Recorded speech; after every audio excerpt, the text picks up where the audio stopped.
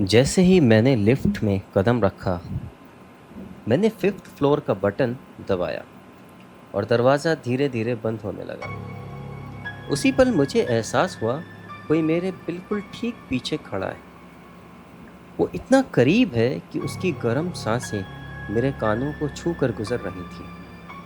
मेरा पूरा शरीर सुन सा पड़ गया, लेकिन एक बात समझ नहीं आ रही थी। जब मैं लिफ्ट में घुसा था, तब अंदर कोई नहीं था। लिफ्ट की पीली मध्यम सी रोशनी में अगर कोई कोने में भी खड़ा होता तो मेरी नज़र ज़रूर पड़ती उस पर। और अगर किसी तरह मेरी नज़र ना भी पड़ती तो वो इतना करीब खड़ा नहीं रह सकता था कि मुझे उसकी हर सांस अपने कान के पास महसूस हो। उस रात जो मेरे साथ हुआ, उसके बाद मैंने कभी भी उस बिल्डिंग की लिफ्ट अकेले इस्तेमाल नहीं की। मेरा नाम अमन है। ये बात लगभग 2 साल पुरानी है, जब मैं नोएडा की एक पुरानी सोसाइटी के फिफ्थ फ्लोर पर किराए के लिए फ्लैट में रहता था। बिल्डिंग के फिफ्थ फ्लोर पर सिर्फ मेरा ही फ्लैट ऑक्यूपाइड था। मेरे अलावा और 2 फ्लैट थे, लेकिन दोनों पर हमेशा ही ताला लगा रहता था। मुझे हमेशा ये बात थोड़ी अजीब लगती थी।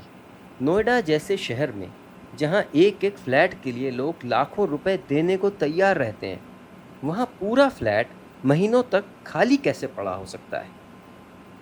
खैर, ये बात हजम नहीं होती थी मुझे। मैंने कभी ज़्यादा ध्यान नहीं दिया। सोचा होगा ओनर बाहर रहता होगा शायद, या शायद किसी लीगल डिस्प्यूट में फंसा होगा ये फ्लैट। लेकिन उस रात मुझे पहली बार एहसास हुआ, शायद वजह कुछ और ही थी। अक्सर मैं शाम 6 या 7 बजे तक ऑफिस से घर आ जाता था। उस वक्त लिफ्ट में किसी न किसी से मुलाकात हो ही जाती थी। कभी किसी अंकल से, कभी किसी बच्चे से, कभी किसी डिलीवरी बॉय से। ये आम सी बात थी। लेकिन उस रात घड़ी में करीब 12 बजने वाले थे। मुझे ऑफिस से निकलने में काफ़ी लेट हो गया था और पूरी बिल्डिंग में ऐसा सन्नाटा था जैसे यहाँ कोई रहता ही ना हो। लिफ्ट धीरे धीरे ऊपर बढ़ रही थी और मुझे अब भी अपने कान के बिल्कुल पास किसी की सांसें महसूस हो रही थी। मैंने एक बार भी पीछे मुड़कर देखने की हिम्मत नहीं की। शायद इसलिए नहीं, क्योंकि मुझे डर था कि अगर मैंने पीछे देखा तो शायद कोई सच में वहाँ खड़ा मिल जाएगा। लिफ्ट फिफ्थ फ्लोर पर रुक गई। दरवाज़ा धीरे से खुला। मैंने लगभग भागते हुए बाहर निकला। मेरी नज़र सीधी मेरे फ्लैट के दरवाजे पर थी। जल्दी जल्दी जेब से चाबी निकाली, लेकिन घबराहट में चाबी मेरे हाथ से छूटकर फर्श पर गिर गई। उस सन्नाटे में चाबी के गिरने की आवाज़ पूरे कॉरिडोर में गूंज उठी। मैंने तुरंत चाबी उठाने के लिए झुका और तभी फर्श पर पड़ी चमकदार टाइल्स में मुझे अपने पीछे किसी परछाई नज़र आई। बिल्कुल मेरे पीछे सीधी खड़ी हुई थी। मेरे हाथ कांपने से लगे, लेकिन मैंने मुड़कर देखने की हिम्मत फिर भी नहीं की। मैं झट से चाबी उठाता हूँ और लॉक खोलता हूँ। दरवाज़ा अंदर से ज़ोर से बंद करता हूँ और पहली बार महसूस हुआ कि मेरी धड़कन की आवाज़ भी मैं सुन सकता हूँ। मेरे कानों से भी ज़्यादा तेज़ सुनाई दे रही थी। मैं सीधा किचन की तरफ गया, फ्रिज खोला और ठंडे पानी की बोतल निकाल कर सोफे पर बैठ गया। मैंने 2-3 घूंट पानी पिया और बोतल सेंटर टेबल पर रख दी। मैं खुद को समझा रहा था, शायद ऑफिस की थकान है या फिर मेरा वहम। कुछ देर बाद मैं वॉशरूम गया, ठंडे पानी से मुंह धोया, आईने में खुद को देखा और दिल को तसल्ली दी, सब ठीक है। मैं वापस हॉल में आया, टीवी को ऑन किया। कभी मोबाइल देखने लगता, कभी टीवी की तरफ। मैं बस किसी तरह अपना ध्यान उस लिफ्ट वाली बात से हटाना चाहता था। तभी डोर बेल बजती है और लिफ्ट की आवाज़ सुनाई देती है। मैं तुरंत टीवी म्यूट कर देता हूँ। घर में एकदम सन्नाटा छा गया।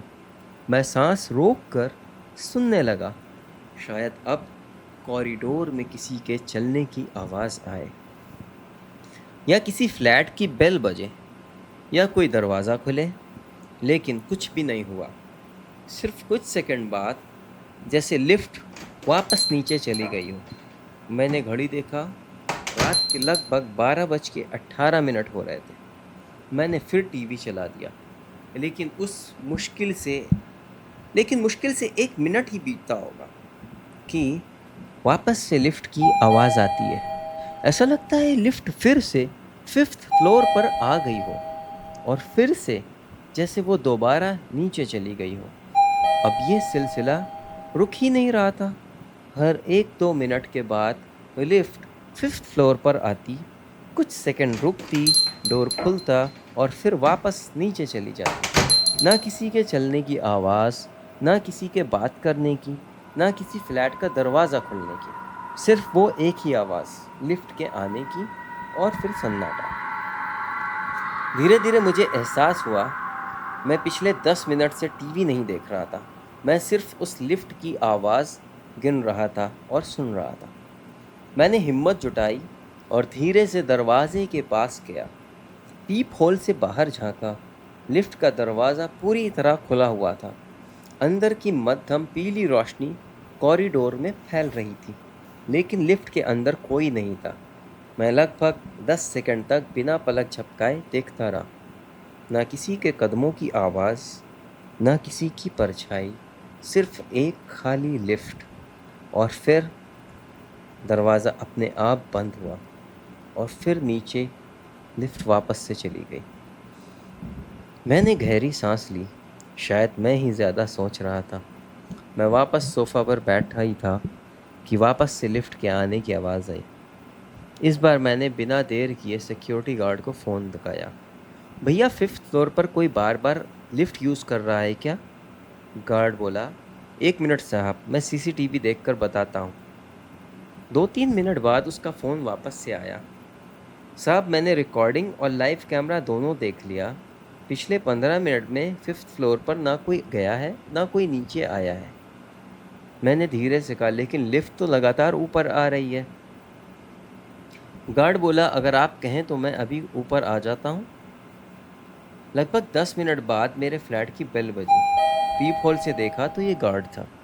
हम दोनों ने मिलकर पूरा कॉरिडोर देखा, बंद फ्लैट्स के बाहर गए, सीढ़ियाँ देखी, लिफ्ट को कई बार चला कर देखा। सब कुछ बिल्कुल नॉर्मल था। जाते जाते गार्ड बोला, साहब, अगर आप चाहें तो मैं रात भर के लिए लिफ्ट का मेन स्विच ऑफ कर देता हूँ। शायद कुछ दिक्कत हो टेक्निकल, तो आपकी रात ख़राब नहीं होगी, आपकी नींद में खलल नहीं पड़ेगा। सुबह 6 बजे के आसपास मैं फिर चालू कर दूँगा। मैंने हाँ में सिर हिलाया और अपनी मंजूरी दे दी। गार्ड के जाने की कुछ देर बाद बिल्डिंग फिर से बिल्कुल खामोश हो गई। मैं बेडरूम में गया, लाइट्स बंद की और बिस्तर पर लेट गया। पता ही नहीं चला कब आंख लग गई। एक हल्की सी आवाज़ ने मेरी नींद तोड़ दी। मैंने आंखें खोली। कुछ पल तक बिल्कुल हिला नहीं रहा था। मैंने सोचा शायद सपना देख रहा होगा, लेकिन फिर से इस बार मुझे कोई शक नहीं था। ये लिफ्ट की ही आवाज़ थी। मैंने साइड टेबल पर रखा मोबाइल उठाया, स्क्रीन ऑन करी। रात का लगभग 3:02 हो रहा था। मेरा गला सूख गया। गार्ड ने तो लिफ्ट बंद कर दी थी, तो फिर ये चल कैसे रही थी? मैं अभी ये सोच ही रहा था कि तीसरी बार लिफ्ट के आने की आवाज़ आई। इस बार आवाज़ पहले से ज़्यादा साफ थी, जैसे लिफ्ट बिल्कुल मेरे फ्लैट के बाहर आकर रुकी है। और उसके तुरंत बाद मुझे कदमों की आवाज़ सुनाई देने लगी। धीरे, बहुत धीरे, जैसे कोई लिफ्ट से बाहर निकला हो। लेकिन उन कदमों में एक अजीब सी बात थी। ऐसा लग रहा था जैसे कोई अपनी चप्पल को फर्श पर घसीटते हुए चल रहा हो। हर कदम के साथ वही घिसने की आवाज़। मैं बिस्तर पर बिल्कुल सीधा लेटा हुआ था। हिम्मत ही नहीं हो रही थी कि उठकर दरवाजे के पास जाऊं। कुछ पल बाद वो कदम रुक गए और उसके बाद एक हल्की सी हंसी सुनाई दी। पहले धीमी, फिर थोड़ी और साफ। मुझे लगा जैसे कोई छोटी सी बच्ची कॉरिडोर में अकेली खेल रही हो। कभी उसकी हंसी फ्लैट नंबर 303 की तरफ से आती, फिर कुछ ही पल बाद वो दौड़ते हुए फ्लैट नंबर 302 के सामने से गुजरती हुई महसूस होती।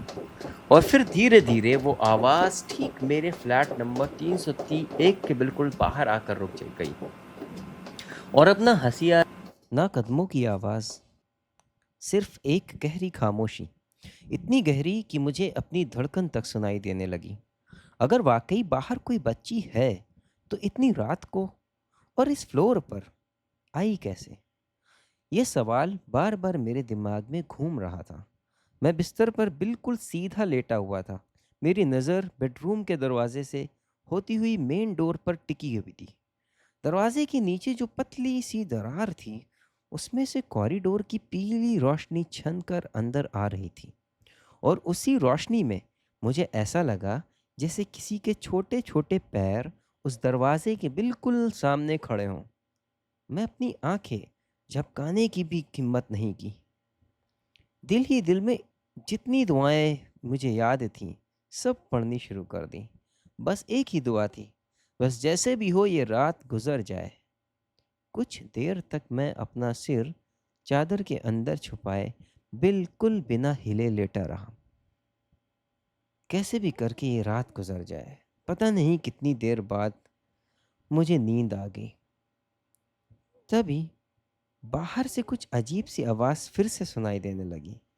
पहले तो लगा शायद मेरा वहम हो, लेकिन ध्यान से सुना तो ऐसा महसूस हुआ जैसे दो या तीन लोग कॉरिडोर में खड़े आपस में बात कर रहे हों।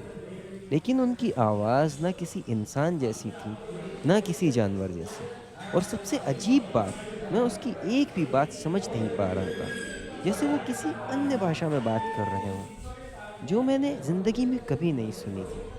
कभी वो आवाज़ धीमी पड़ जाती, जैसे वो किसी बात पर बहस कर रहे हों।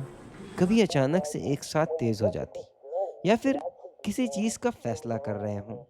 मेरी हिम्मत नहीं हो पा रही थी। लेकिन फिर भी मैंने धीरे से चादर के अंदर से अपना सिर बाहर निकाला और सांस रोके हुए ध्यान से सुनने लगा। उतने में कॉरिडोर में किसी भारी चीज के गिरने की जोर से आवाज आई। मैं डर के मारे बिस्तर पर ही सहमा हुआ लेटा रहा। और उसके तुरंत बाद वो छोटी बच्ची जो अब तक चुप थी, बहुत धीरे धीरे रोना शुरू कर दिया उसने। ना जोर से, ना चीख कर, बस ऐसे रोना जैसे सिसक रही हो, जैसे कोई उससे चुप रहने के लिए मजबूर कर रहा हो। उसकी सिसकियां कॉरिडोर की खामोशी में और भी ज्यादा डरावनी लग रही थी।